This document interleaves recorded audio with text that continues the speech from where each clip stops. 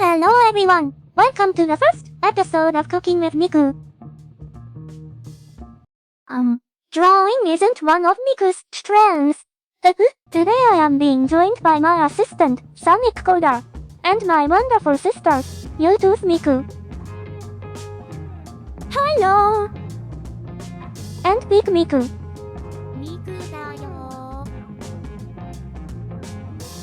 Oh, okay. In today's video, we will be making ramen, an American college student's favorite meal. Now, always remember to read the cooking instructions on the packaging if you don't know what you're doing. With that said, let's begin. We will begin with pouring 2½ cups of water into a pot and turning on the stove.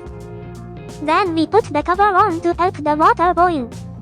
To help the end result taste that much better, you can add some of this chicken flavoring into the water as it's boiling.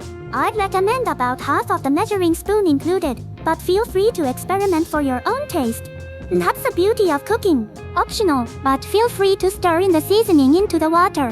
And now we let it sit until the water starts to boil. Hey sis, can I have a turn on the please? Miku da yo. Okay. Now that the water has started boiling, we can open the ramen package and put the noodles inside of the water. Now we cook the noodles for as long as the package directions tell us, so we don't end up overcooking our noodles, because that would be no good. This would be a great time to grab some seasonings to add to our ramen later. Here we have onion powder, black pepper, tajin, garlic powder, and finally MSG. I know most ramen brands include seasonings already, but experimenting with seasonings you like is a great way to enhance any type of food you plan to make in the future. What better food to test your skills with than ramen? Mixy Coder! Don't mess this up!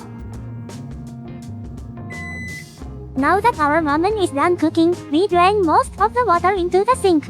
Make sure to keep some water inside of your noodles.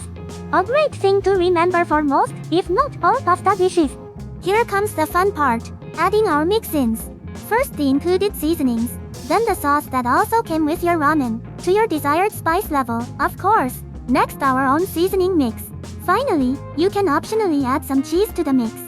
Mixy. Ta-ta! Now you have some beautiful ramen. We hope you enjoyed today's episode of Cooking with Miku. See you next time. Bye bye. Miku da yo.